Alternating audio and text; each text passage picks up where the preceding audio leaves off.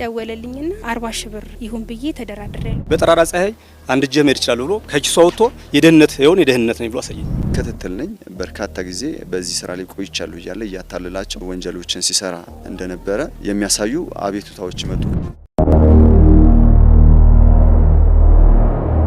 የደህንነት አባል ነኝ ያለው ግለሰብ ጉድ ተጋለጠ። ለመስማት የሚከብድ አስደንጋጭ ተግባር በመዲናችን ተፈጽሟል። ብዙዎችም አልቅሰዋል። ሰውየው የዋዛ አይደለም። ከአዲስ አበባ እስከ አዳማ ድረስ በርካቶችን ጉድ ማድረግ የቻለ አደገኛ ግለሰብ ነው። እጅግ በጣም በሚያሳዝን መልኩ ያመኑት ሁሉ ባዶ እጃቸውን ቀርተዋል። ታዲያ ግለሰቡ ደህንነት ወይም የፖሊስ አባል በመምሰል ነበር ሰዎችን የሚቀርበው። በርካቶች ላይ ከፍተኛ ጉዳት አድርሷል። በዚህ ዙሪያ ፖሊስ ጥብቅ ማሳሰቢያም ሰጥቷል።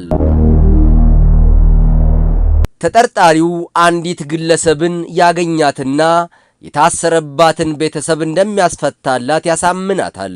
ወደ አዳማ ድረስም በመዝለቅ አንድ አካል ጉዳተኛ የሆነን ወጣት አዲስ አበባ ሄደ መለመን አለብህ፣ ይህን ደግሞ እኔ አመቻችልሃለሁ በማለት ይዞት ይመጣል።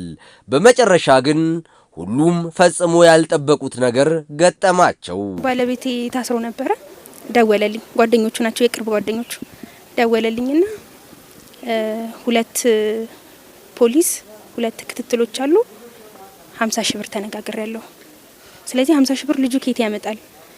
40 ሺህ ብር ይሁን ብዬ ተደራድሬያለሁና 40 ሺህ ብር ብለዋል ምናምን አለኝ። ቆይ እስቲ አሁን 40 ሺህ ብር ቆይ እስቲ ብዬ ያልኩት። አሁን መልሶ ድጋሚ ደወለ።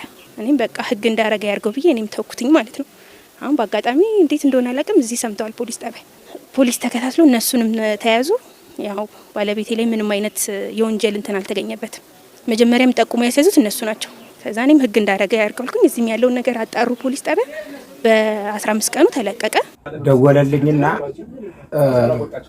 ሕክምና ጥቁር አንበሳ ወረቀት አወጣልኝና መጣው የማቃቸው ሰው አለ ዶክተሮች ማቃቸው አለ ብሎ ተዛ በመርታርቦ አዲሱ ገበያ ወሰደኝና ዛልጋ ትንሽ ቤት ተዛ 70 ሺህ ብር ተሰባሰበ።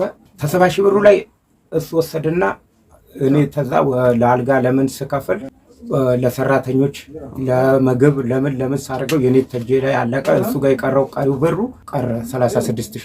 ሬሳ ለጭነው መኪናውን ውረድ ብሎ አስወረደኝና ተዛ ወደ ቤት ተመለሰኝ።